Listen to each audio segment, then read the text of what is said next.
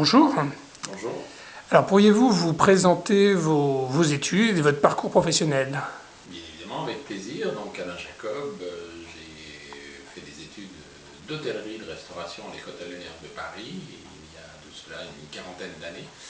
Et j'ai en fait une première partie de vie professionnelle d'une vingtaine d'années, puisque j'ai participé à la création de ce qui est aujourd'hui devenu le groupe Elior. Et quand j'ai quitté le groupe en 92, j'ai créé AG Conseil en 1993. Donc AG Conseil fête cette année ses 20 ans.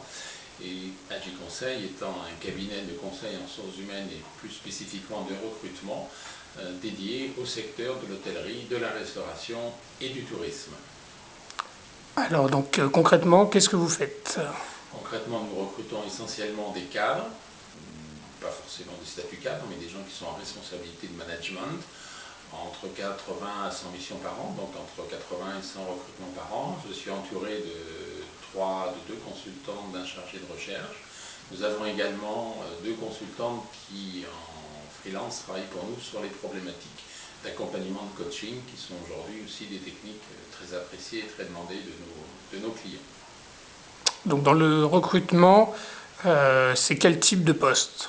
Ce sont essentiellement en hôtellerie des postes de direction d'hôtel, de sous-direction, des postes de responsabilité opérationnelle, la même chose en restauration, donc des postes on peut appeler aussi aujourd'hui des responsables de centres de profit, et puis également toutes les fonctions qu'on qualifie aujourd'hui de fonctions support ou de back-office, qui peuvent être donc les fonctions de DRH, de DAF, de contrôle de gestion, et bien évidemment, ce qui est très important, notamment peut-être plus encore l'hôtellerie que la restauration, toutes les fonctions commerciales, donc de direction commerciale, de direction des ventes, et une fonction qui est en train de se développer et sur laquelle il y a une forte offre, qui sont toutes les fonctions liées à la distribution par Internet, puisque comme vous le savez certainement, aujourd'hui, Internet c'est plus de 30% des réservations ou des ventes et qui sont faites par les différents sites, que ce soit des sites type Podo, Booking, etc., ou les sites propres des compagnies hôtelières.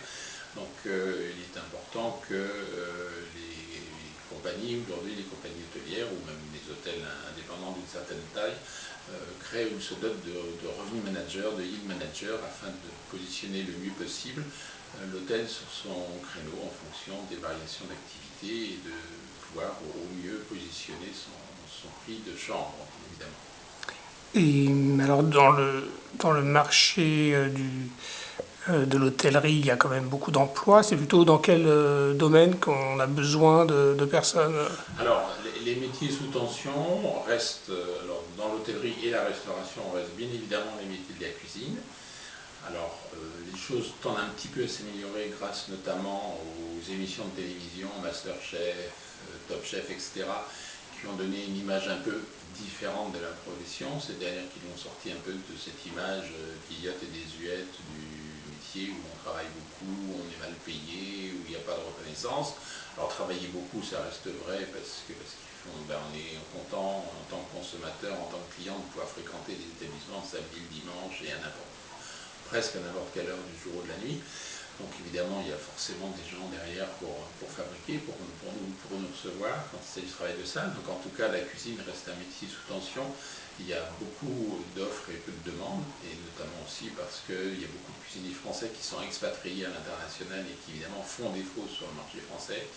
Les postes, comme j'ai dit il y a quelques instants, tous ces postes de revenu management, yield management, etc., qui sont ouverts à des bac plus 5, à des masters, soit des masters d'école hôtelière, soit des masters classiques universitaires, bien sûr tournés vers le commercial ou l'école supérieure de commerce, sont des postes qui sont ouverts à ce type de formation. Pardon. Et puis aussi, il y a un métier qui est compliqué à pourvoir, c'est le métier de gouvernante générale. Donc la gouvernante générale dans l'hôtel, c'est un petit peu la maîtresse de maison. Alors c'est évidemment plus compliqué que d'être maîtresse de maison de son appartement ou de sa demeure, de son pavillon. Et là aussi, c'est un métier compliqué parce que c'est un métier qui est un petit peu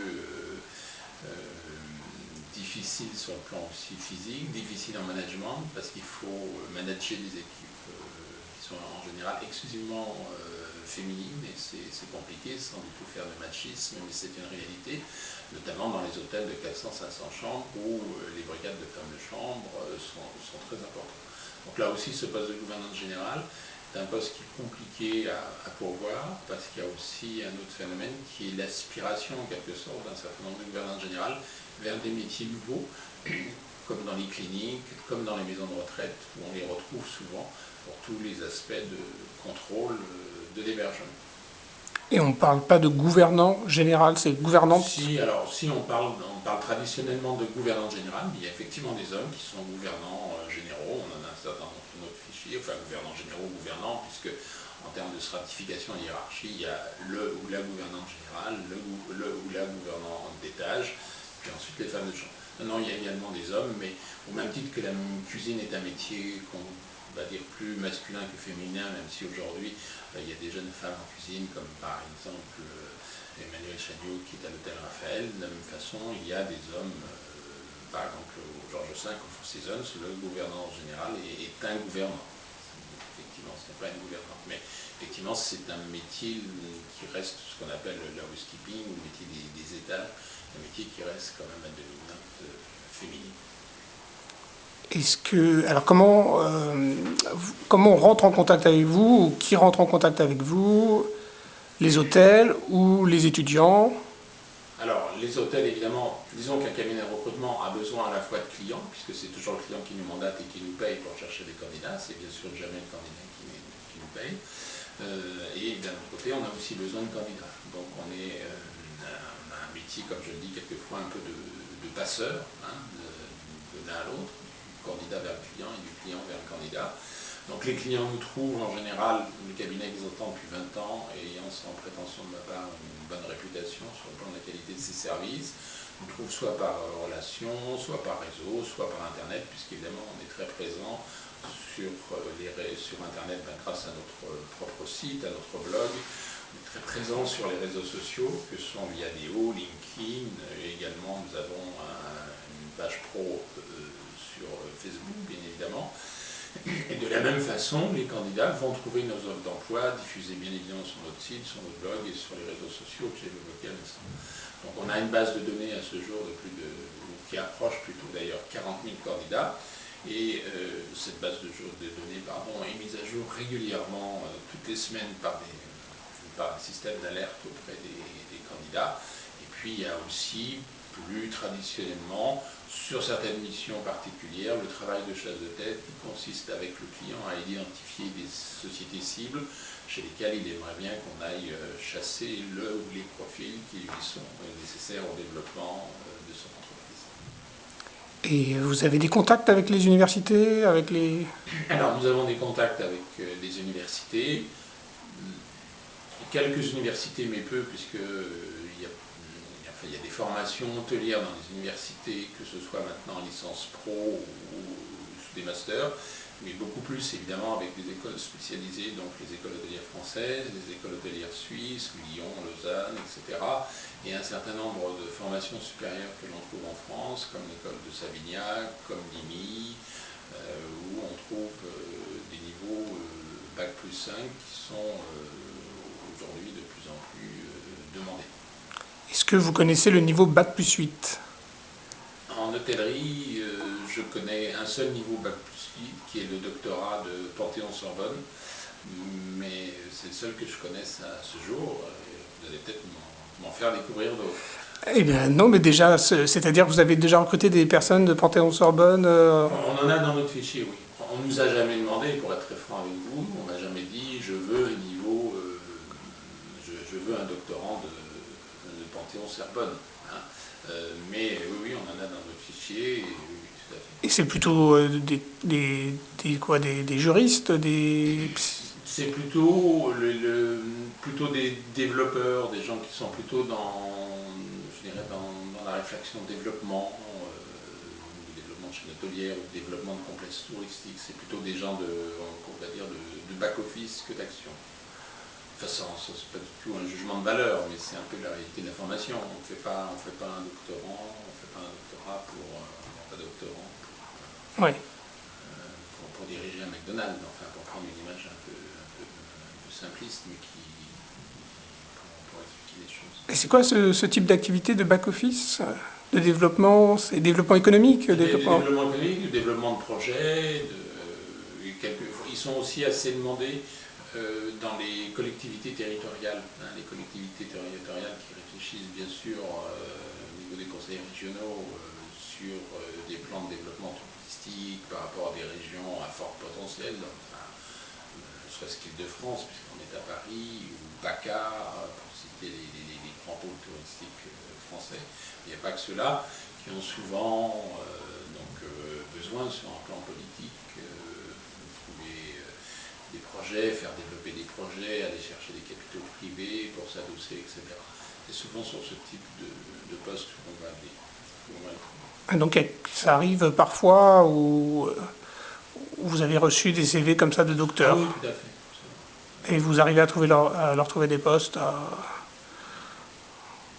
C'est pas forcément très facile, pour être honnête, pour nous de trouver des postes, dans la mesure où, en ce qui concerne les collectivités territoriales, etc., il y a un certain nombre de cabinets qui sont spécialisés, même s'ils n'ont pas, puisque nous on a été quelquefois en concurrence avec eux, un cabinet qui s'appelle Light Consulting, qui est assez connu. Quand on s'est trouvé en concurrence avec eux, nous on a la compétence professionnelle du recrutement, mais eux ont la compétence ou la sensibilité du réseau, plutôt c'est pas une compétence, mais la sensibilité du réseau et de l'espace public, si je puis dire. Et donc souvent le décideur préfère choisir un cabinet, j'en ai cité un, il y en a deux ou trois autres qui sont spécialisés auprès des collectivités territoriales, des collectivités publiques en général, y compris l'administration, préfère choisir le cabinet qui a cette sensibilité du public plutôt que le cabinet qui a la compétence professionnelle, ce qui ne veut pas dire évidemment que mon confrère soit incompétent, mais simplement c'est plutôt comme ça que le choix va se faire, en dehors de l'aspect aussi d'effet de réseau, de relations qui joue beaucoup. Et donc vous rencontrez ces personnes, ces étudiants ici? Alors nous rencontrons, en ce qui concerne les étudiants, nous faisons un certain nombre d'interventions dans des écoles, nous faisons soit on nous demande de participer à des portes ouvertes, donc on va recevoir des étudiants qui vont venir nous demander quelques conseils comme ça, soit on a des interventions en assemblée plénière, soit on fait aussi quelquefois, ça m'est arrivé encore l'année dernière, de faire quelques interventions en formation, notamment sur le pôle Léonard de Vinci. Et puis, avec une école qui est l'école de Savignac, nous avons une intervention tout à fait spécifique qui est une forme de mini-coaching des étudiants pour les préparer à leurs entretiens pour trouver des stages, puisque la difficulté pour l'étudiant, aujourd'hui, on sait que les entreprises sont de plus en plus frileuses pour prendre des stagiaires, même si cela paraît intéressant, évidemment, et reste intéressant sur le plan du coût pour l'entreprise. Néanmoins, aujourd'hui, c'est très compliqué pour les jeunes étudiants de trouver des stagiaires. Donc cette intervention avec cette école qui dure pendant 2 jours, où j'ai 2 consultants qui descendent à l'école, c'est d'avoir des mini-entretiens qui durent 15-20 minutes avec chacun des étudiants, qui vont soumettre leur lettre de motivation, leur CV, éventuellement faire déjà un mini-entretien pour un petit peu les corriger sur les aspects de présentation, de communication. Et ensuite, ils vont, pour ceux dont ça a été nécessaire, nous renvoyer leur CV en quelque sorte corrigé ou réaménagé. Et on leur fera évidemment un retour en disant, bah oui, là c'est bien, vous avez compris, ou il y a encore ceci à modifier, à corriger. De cette façon, pour leur faciliter l'accès au stage. Et ce qui est intéressant, sympathique pour nous, c'est que certains étudiants que l'on a comme ça coachés, et bon, bien évidemment, vous pouvez vous douter qu'il y a plus ou moins en faveur des entretiens d'atomes crochus, de liens qui se créent comme ça avec les consultants, on les retrouve chez certains de nos clients ou chez certains de nos prospects.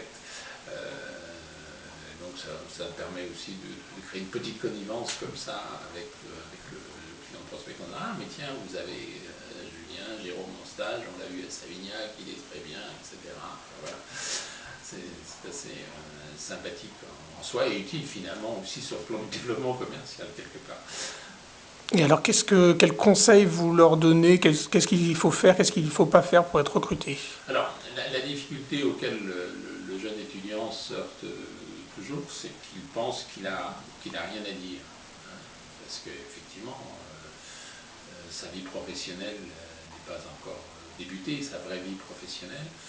Donc les conseils, c'est déjà de bien mettre en avant tout ce qu'ils ont fait en stage, puisque quand on parle d'étudiants qui sont en master 1, master 2, ils ont déjà eu, notamment s'ils viennent d'école hôtelière, pour rester dans le schéma de fonctionnement d'Agile Conseil, ils ont déjà eu un certain nombre de stages. Donc c'est de bien mettre en évidence les stages qu'ils ont faits, les établissements, les mettre en exergue, parce qu'en général les stages d'école hôtelière se font plutôt dans des établissements reconnus, rarement dans des, excusez-moi l'expression, rarement dans des gargotes.